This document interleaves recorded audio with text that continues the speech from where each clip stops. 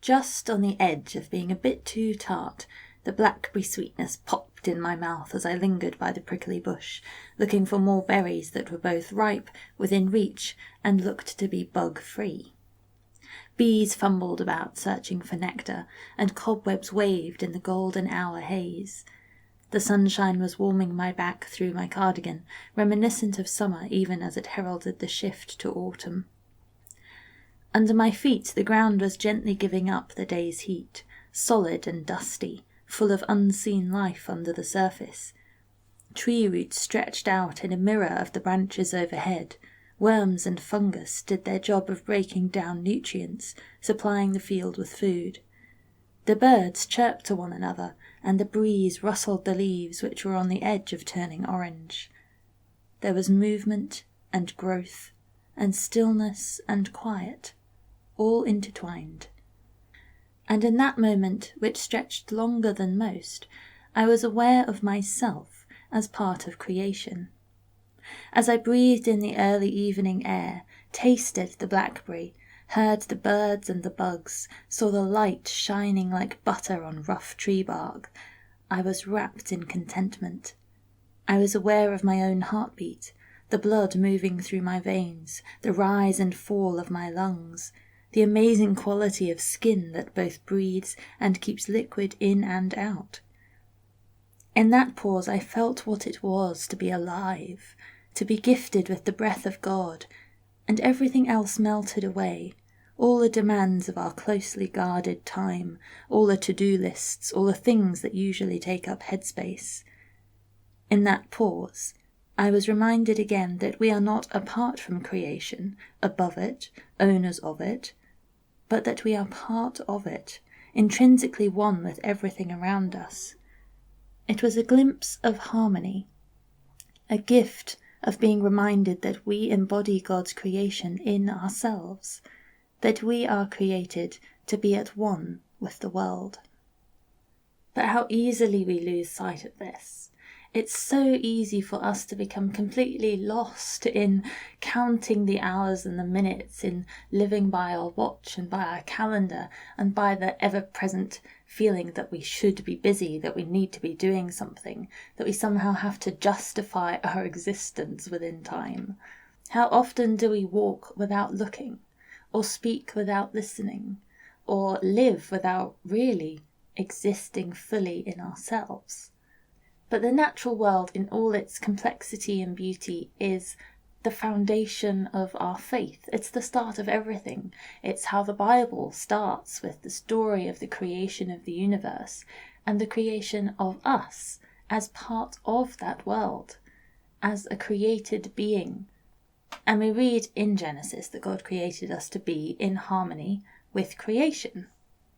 But anyone who has ever watched a group of children play together will know very well that we struggle as human beings to be in harmony. We struggle to be in harmony with each other, and we certainly struggle to be in harmony with the world. It's something that's becoming a lot more obvious to us in this day and age, that something has gone terribly wrong in our relationship with creation. There's a disconnect. We no longer see ourselves so much as a part of this living, breathing planet. We somehow have forgotten that we are created alongside it, within it, that God made us to be the nurturers and carers of the world.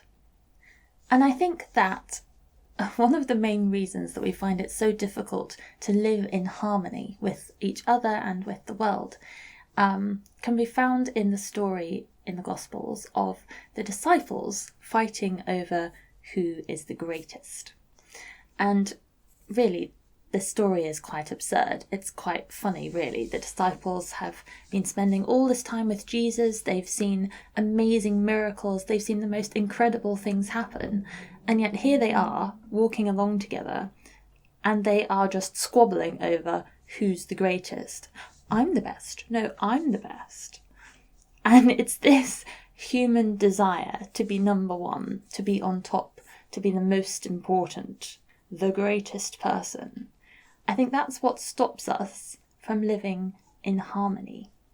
We're constantly telling ourselves, I've got to look out for me. I've got to look out for number one. I must be best. I must be first. I am the most important. It's instinctual. It's a gut reaction. It's a survival instinct. I think this is possibly the greatest thing that we all have to unlearn if we are to rediscover what it is to live in harmony with creation. It requires humility. It requires a laying down of our instinct to put ourselves first. It requires letting go of our desire to be the greatest. This is what Jesus tries to teach us throughout his ministry. I think that we need to be humble. Jesus teaches us that humility is necessary in order to live in harmony. And that's why Jesus is so radical. That's why his type of love is so different to what people were used to. It's self-sacrificial. It puts others before himself. Jesus gives up everything. He washes feet. He eats with people who are looked down on. Everything Jesus does is the complete opposite of I am the greatest. Everything Jesus does is about humility. So I would suggest this is what we all need to work on. Humility and harmony. And it's really hard. It's really hard because we all have this desire, this inbuilt gut reaction to go, I need to look after myself. But if we all learned humility, don't you think that would look a bit like the kingdom of God? And I would suggest that a good starting point for learning humility might be to try and practice harmony with nature. If we can just learn to be a bit more, if we can be brave to stop counting the minutes on our watch and to just allow ourselves to experience the oneness of being a created being within the context of creation, then I think that will remind us to be humble. That will encourage us in our learning and our practice of humility. If we can find those moments where we remember we are a creature of the earth, made of dust, earth to earth, dust to dust, ashes to ashes, we are part of the cycle, the ebb and flow of the world, we may find it easier to take a step of humility. So when Jesus hears his disciples having this ridiculous argument over who is the greatest, he tells them, whoever wants to be first of all has to be last of all. I would suggest that we need to take this and expand our understanding of it to not only include our fellow humans in the world, but also to include the whole of creation. We are to cherish, to safeguard, to nurture, and to enjoy the world that we are part of. So I invite you to pause. I invite you to find a moment where you can go out somewhere into nature, whatever that looks like. Maybe it's just a park behind your block of flats, or maybe it's a green space by some water. Maybe you like to go hiking or bird watching. Whatever it is, find a moment, take a moment, and just pause. Take time to stand and simply be. Be brave. Stop counting the minutes. Remember that we are the dust of the earth, that we are one with creation. There is peace to be found in letting go. There is love in the spaces where we stop putting ourselves first. There is harmony when we accept that we are not the greatest, and that's okay. And there is God in each other and in the world around us. Something I like to do myself is to find something really small when I'm out for a walk that I think most people would overlook. Maybe it's a tiny flower, or just noticing the beauty of a weed, or a twig or a leaf, or just listening for the birds really carefully.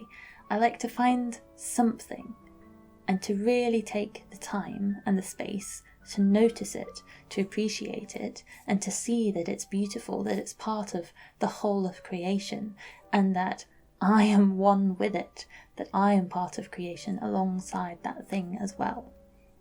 And it just adds a depth to appreciation and to the enjoyment of being out and about in the world.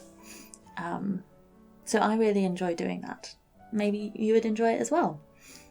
Go for your walk. Find something pretty. Find something beautiful. Everywhere you look, there is God.